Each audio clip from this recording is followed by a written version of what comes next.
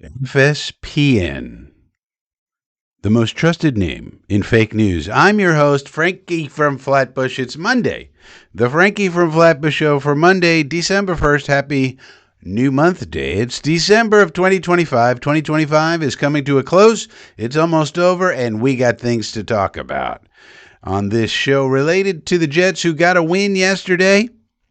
Can you believe it? They sure did. And after that win, we had a couple of our so-called beat reporters hashtag drop the beat because they stink. But they wrote a couple of articles. Country Club Connor Hughes and Zach Rosenblatherings. So I thought we'd review some of that. What are their thoughts? We have to mine their content to see if we can glean what the Jets are going to do in the future, because it's all about the future. It's all about now, but it's all about the future. It's all about everything. Let's admit it. Okay, Frankie, stop rambling. Get to the news. All right, Country Club column said that Fields is, quote, Justin Fields, quote, expected to be cut. Now, we do have to do a little bit of detective work, because sometimes when he writes things and says things, they're directly from the Jets, and other times not. For example, all the beat reporters told us Allen Lazard would be cut. Allen Lazard made it all the way through the season. We never traded him. We never cut him. We reduced his salary down to match his role, and for the amount of money we're paying him, he's been fine. He's been a good value. He's done a couple of things, made a few blocks, caught a few passes. But all along, they were telling us he's going to be cut, he wasn't cut. So is this along those lines, or is Country Club Connor telling us he's going to be cut? I think it kind of depends on if Muji can get an offer for him and get a draft pick out of it, they'd probably move him that way. I don't think that the cap ramifications are a big deal at all, even though we have some dead cap. It's really not a problem. And we can always create more cap room moving forward. So I don't think that's going to play a role. It's just a matter of, hey, if we could get a draft pick for him, fine. If not, we can keep him. We're going to need, in my opinion, 2 veterans and a rookie. That's what I'm going to keep saying. We'll see what Muji and AG decide to do, but I think they're going to model it after old Brian Daboll. Remember, AG and Daboll, very close friends. Unexpectedly, it's hard to exactly trace where they overlapped, but AG said, hey, that's one of his great coaching friends, Brian Daboll. And Daboll and Shane for the Giants did the 2 veterans and a rookie situation with the Giants. The owner got impatient and fired Daboll, but it was still a good plan. And now they're bringing Jackson Dart along, and we'll see what happens with Jackson. But it seems like a good plan, and I think we're going to follow that blueprint. So Fields could be one of those 2 veterans. Then you just sign one more, and then we get to the draft, and then we can talk all about that all off season. Too many variables at this point. The other thing that he said he doesn't like is Arian Smith is disappearing, and other people on this channel, like Sunshine Salami, also didn't like Arian Smith disappearing. And what I said was it doesn't really matter about Arian Smith. What matters is we got to get a wide receiver room, whether it includes Arian Smith, doesn't include Arian Smith. If it's Mitchie, Mechie, Wilson, and a couple other, and Isaiah Williams is staying here, by the way. So we got Garrett, we got Mitchie and Mechie, and we got Isaiah. That's 4. El cuatro. I got 4 fingers up. And we still have Irvin Charles that will probably retain, perhaps. You got, and then you got Arian Smith, and then the veteran guys will probably let go, Tyler Johnson and Allen Lazard and so forth. But we're building a room, and if it includes Arian Smith, great, and if it doesn't, oh well. But the other thing we learned is that from AG's comments at his press conference, it seems like Arian Smith being inactive was some sort of a disciplinary thing. So that's one thing. And another thing is, other teams make their draft picks inactive all the time. Look at what the Bills are doing with Keon Coleman. He's a first-round pick. They made him inactive a couple of games. So it's not unusual. It happens all the time. Jets aren't doing anything crazy. And hopefully, when he comes back, he plays well. You notice Keon Coleman got in the game, caught a touchdown, and now he's fine. So sometimes with these young fellas, maybe you just gotta, a little discipline goes a long way, perhaps. So we'll see what happens. Now, as far as the Rosenblatherings in his column, he basically said the team is fighting for Glenn, and that's a good thing. And I agree. And I also like this locker room saying that they're coming up with, which, if we ever get to the point where we're actually a winning team and we get to the playoffs, I mean, God forbid the Jets ever get to the playoffs. Look out. But what they're saying after the wins, the locker room, they do all this locker room stuff at the end of the game, at the end of the games when you win. But it seems like what he says is, who wants to fly with them motherfucking Jets? And I said it weirdly there, but the way he says it, it's cool. And I kind of like the sentiment. I like the way they do it. And the guys are all into it, and that's the most important thing. Not how Frankie says it makes it sound weird, but the guys are into it. And who does want to fly? And I like it. Who wants to fly? It's not that, are we going to fly high? We're going to fly high. We're just asking, would you like to be on the plane with us? It's also very inclusive. Like, who wants to fly with them motherfucking Jets? Baby, it's inclusive. We're including you. We're saying, come along for the ride. We're going to be flying high. Now, let's get to the, more winning, please. But, all of that. But the other thing that I kind of liked, so Rosenblathering said the team is fighting for Glenn, but I think they're also fighting for each other. Something Brees Hall said caught my ear. He said, on one of the plays, we need to be cleaner. When he was talking about lining up after a certain play, they had to hurry, and they were scrambling around, and they need to be cleaner for Tyrod, right? So I like that. He didn't say we need to be cleaner for AG. We need to be cleaner for the Jet. He said for Tyrod, for our quarterback. That is players holding players accountable and being accountable to each other. So I really like that. Maybe that's another good sign about our culture, because ultimately the culture comes down to the players. The coaches can only do so much. Coaches kind of get the messaging going, but then ultimately it's the players who have to execute on it and spread it out amongst all the teammates. And he said we need to be cleaner for Tyrod. I like it. I like it. He also talked about special teams rankings, and Rosenblatherings loves to heap praise on Coach Banjo only. Now, Coach Banjo's doing a great job. Don't get me wrong. Love me some Coach Banjo.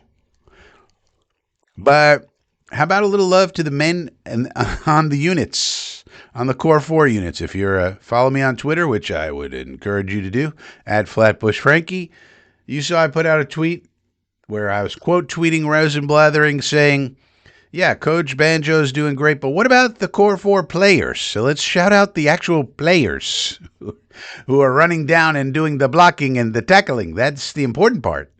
The coaching's important too.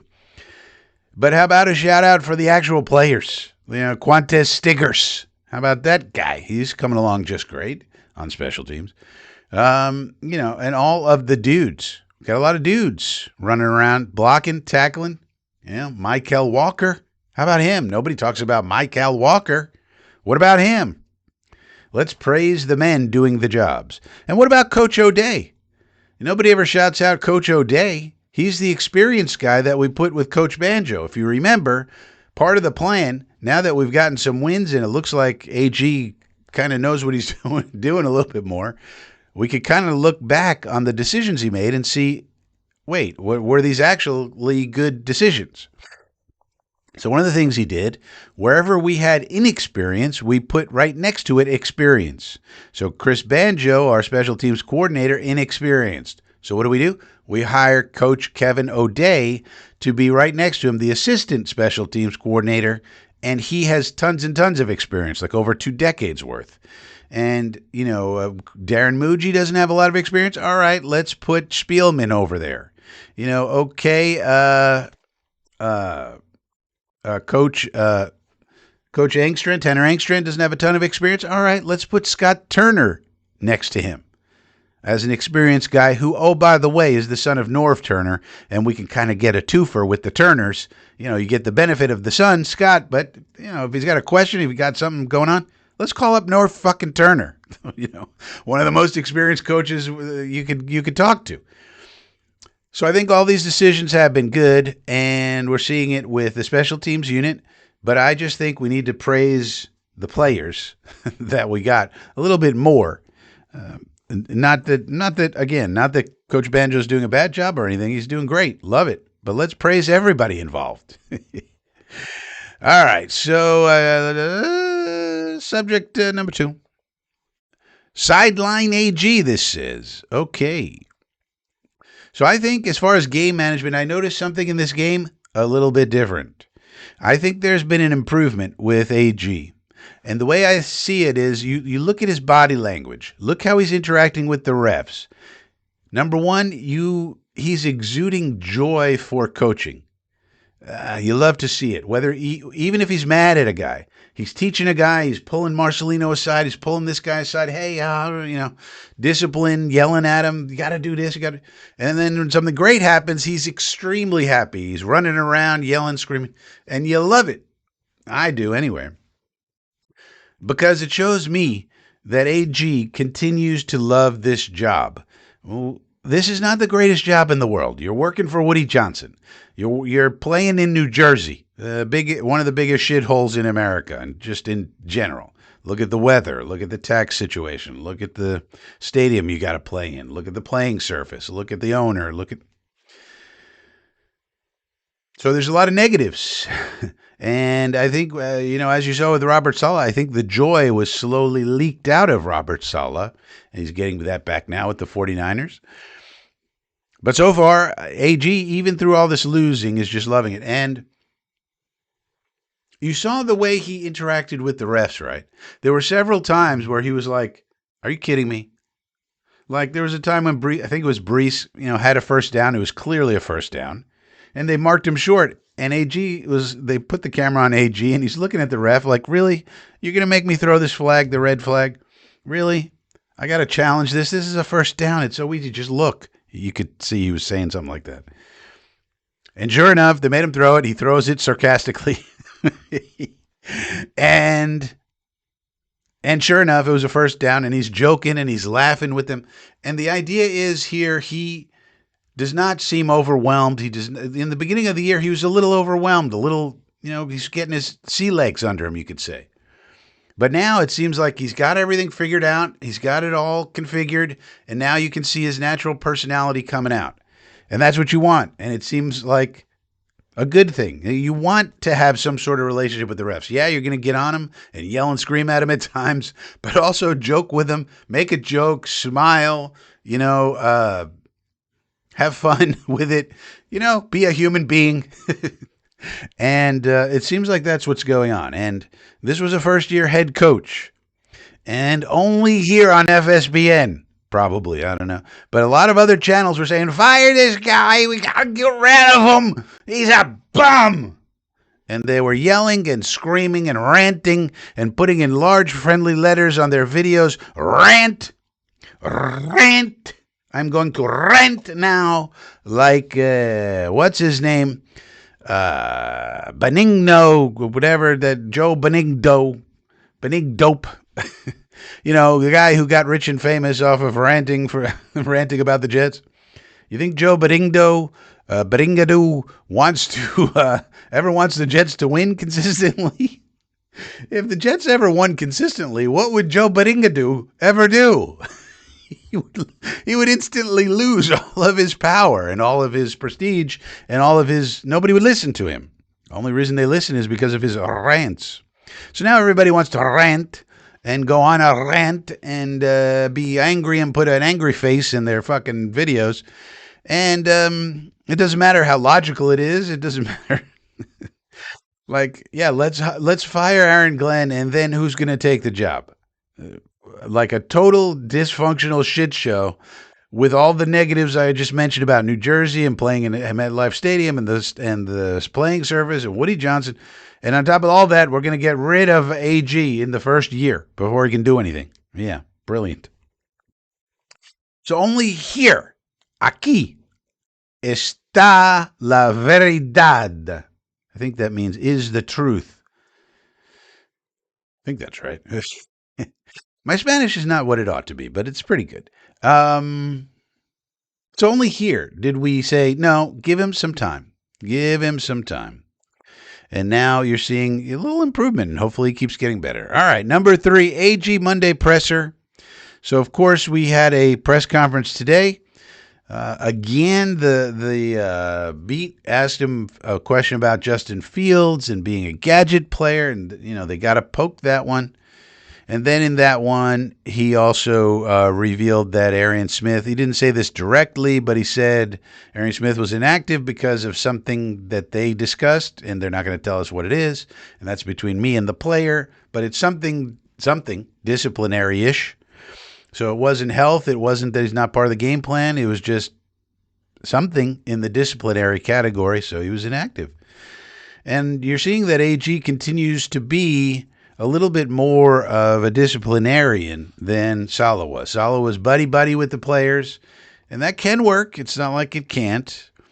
But after a while and after we weren't getting results, I think, that fell a little bit short, and people got tired of the buddy-buddy act, and you got to hold people accountable, sometimes at least. I mean, you can be buddy-buddy, but also if they're screwing up, you gotta do some disciplinary stuff. It's just the way it goes.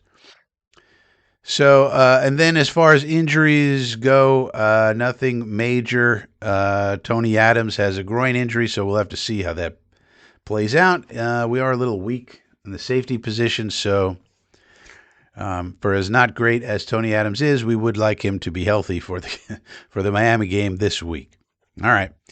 Talking point number 4, news of the day, PFF grades and analysis. We got some PFF grades. We'll just take a look at some things.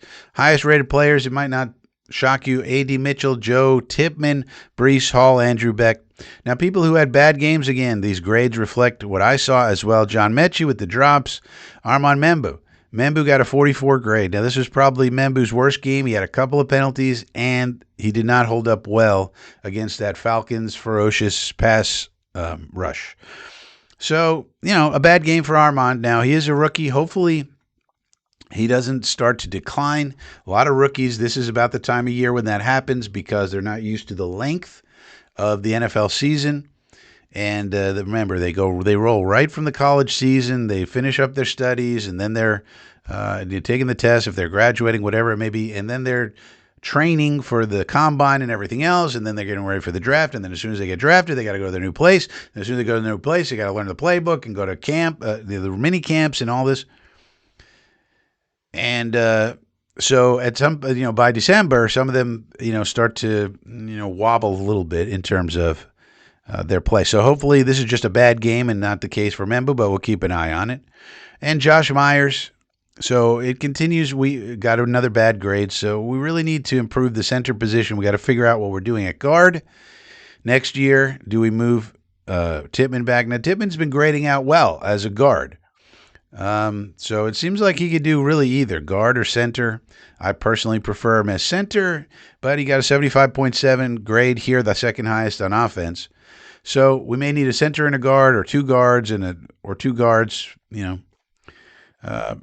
but certainly that's going to be part of the decision making that we do. Olu 64.2, so he did okay. Highest rated defender was Brandon Stevens. He continues to play well. Eric Watts got in there, played 16 snaps, and had a 68.6 grade, our second highest defender. So maybe Eric Watts can do something. Maybe we switch out Braden McGregor and Eric Watts. McGregor hasn't been great. He was inactive in this game. Watts got elevated, so now he goes back to the P squad unless we want to sign him to the 53. Tony Adams, 65.9. Malachi Moore continues to be okay and learning. Our safeties didn't do great. For example, Tony Adams, if you want to look at receptions, now these are hinky because when you're in zone, when you're in man, it may not be accurate. But PFF says Malachi Moore, and yes, I know it's pronounced Malachi, 4 targets, 4 receptions, 100 for 41 yards. and Jamie Sherwood, 5 targets, 4 receptions, 80 yards. This is mostly Kyle Pitts if you watched the game. Quincy Williams, 6 targets, 5 receptions, 50 yards. So we gave up all these yards, and they're assigning it to the linebackers and the safeties. Isaiah Oliver, 3 targets, 3 catches, 25 yards. So that's why some of these people didn't grade out well. But that's just Kyle Pitts doing Kyle Pitts things. I mean, what are you going to do? I mean, he's a stud.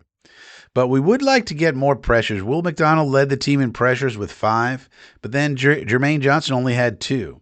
And I think he tweaked an ankle in the game, but then came back in. So we're still not getting the kind of pressure that we need, but, this defense needs a lot of work.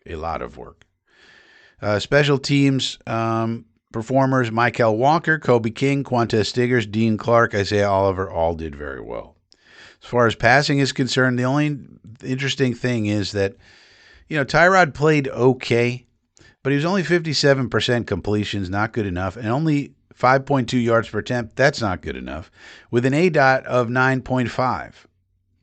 So that ADOT got stretched out by the couple of bombs he threw, but even with that, he didn't complete enough to really get a good yards per attempt, which is basically what you saw. I mean, 3.22 time to throw. That's a little too long, but with scramblers, that's what you get. And also, no big-time throws. They gave him 0 big-time throws. Even that deep bomb to A.D. Mitchell, I guess they just said, well, the defender fell down. How can that be a big-time throw? True enough. And 1 turnover-worthy play.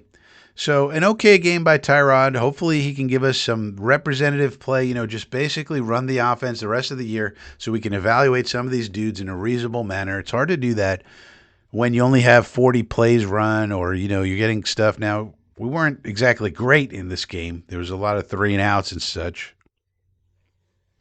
But good enough. And we stretched the defense a little more. And I think some of those deep shots that we've been taking are now going to be on tape. So now teams are going to have to prepare for that. Maybe we'll get a few more light boxes. Maybe we'll make the sledding a little easier for Breece Hall, who it would be nice if he got up to 1,000 yards. He's over 800 right now. As far as blocking efficiency, Max Mitchell had 100%. Max Mitchell deserves to get re-signed for the role that he's found. He's found a role here, and so it would be cheap. Let's re-sign him. Let's keep him. I would say Ruckert, 100%, good for him. Mason Taylor, 100%, good. Josh Myers, 100%. Simpson, 98.8, good. Tippmann, 98.8, good. Breece Hall, that doesn't matter. Olu, 96, and Membu, 93. So Membu had a rough game by any measure of it. Olu also not great, kind of average-ish, and that's what the overall score says as well. So just chalk it up. You're not going to win every time. I mean, this Atlanta defense, they spent a lot of draft picks getting really good pass rushers, and that's what you saw. All right, so that's it as far as PFF analysis. Late breaking news. So the things that are late breaking in the world of football today, some college coaches are going to staffs. Lane Kiffin was introduced at LSU after all of that. Alex Golesh leaves USF. And of course, the Florida coach, John Sumrall, got announced, University of Florida. We'll see how these guys do.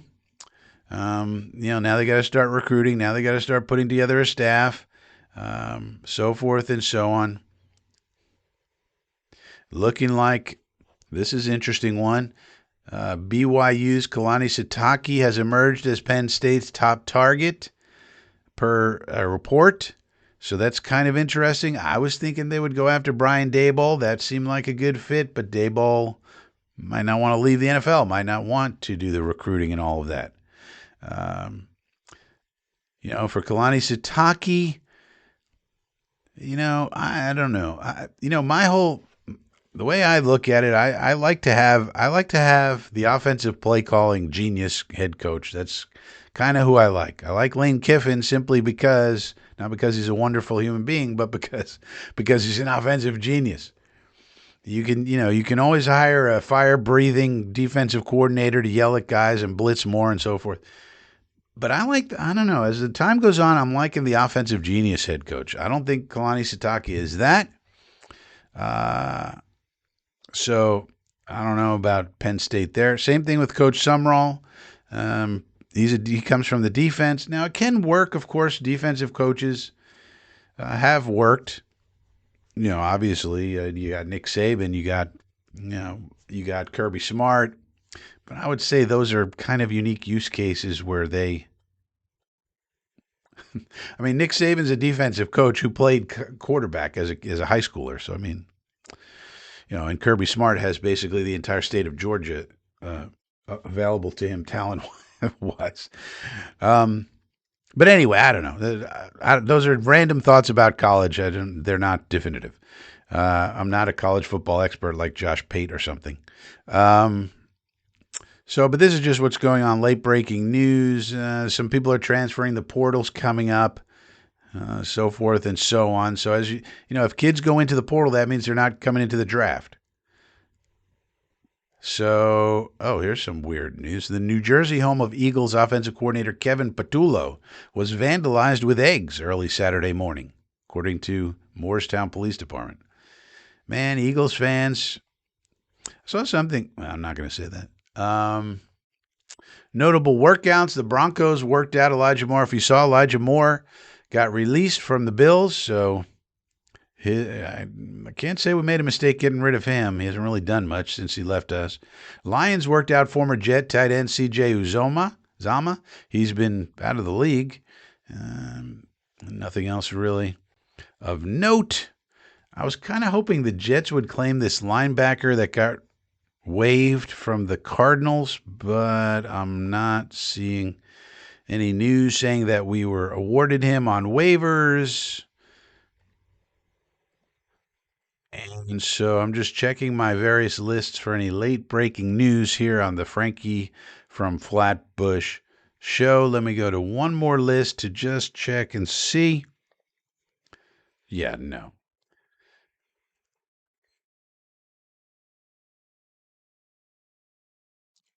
Yeah, nothing else. All right. So as we get ready to watch Jackson Dart take on the Patriots, so in that game, we got to root for the Giants. We want the Giants to win. So that they get their third win of the season. We're already down to 7th in the order, but like I said in a previous video, don't worry about that. We got all the ammunition in the world to move up if we need to. But nonetheless, let's root for Jackson Dart tonight. Hopefully he can beat the Patriots. It'll do two things at once. It'll give the Giants their third win of the year and knock the Patriots down a peg. The only reason it wouldn't be a problem for the Patriots, well, they already have 10 wins for one thing. But for another thing, a lot of their offensive line is injured. So if they do lose and it's Brian Burns and it's Dexter Lawrence getting in there and getting a lot of sacks and so forth, which certainly could happen, although Thibodeau's out for the game, then Patriot fans can say, well, our whole offensive line was out. You took advantage. They have a good front, which they do. And they sacked our guy a bunch. It's no problem. Wait till we get our offensive line back, and then we'll be all good. And plus, they already have 10 wins. They've already exceeded expectations. What are they going to wind up with? 12, 13 wins? That's going to be, they well exceeded expectations already. So they don't need the win. So let's let the Giants get it, and then they'll have 3, and then that'll be better for us. All right, so that's it for the news this Monday. Let me know what you think in the comments section down below. Subscribe to the channel if you're not already. And consider joining the Inner Circle, where you get things like the grades for the college quarterbacks that I use the Frankie grading system on. We have a specific way that we grade these college quarterbacks that tell us who's good, who's not. We don't have to guess. We got a whole system designed to tell us who's good and who's not. We'll see how well that system performs over time, but you would get access to it if you would just join the Inner Circle. We got different levels. We got the Inner Square for $3, $2, I think it is, $2 or $3 a month. I mean, come on. And then we got the Inner Circle. That's $5 a month. If you want to support old Frankie, you like this channel, you like the news, you like the ticker, you like the docket. I mean, we got things going on here, and we give you information that you don't get a lot of other places. But we need your support because we have a lot of other things that we could be spending our time with and doing that are much more lucrative. So we would appreciate your support. If you just want to give a subscribe, that's free. So go ahead and click the subscribe button, click the like button, and if you got a little extra spare money, $5 a month, click the join button. Couldn't hurt. Why not? And I'll see you.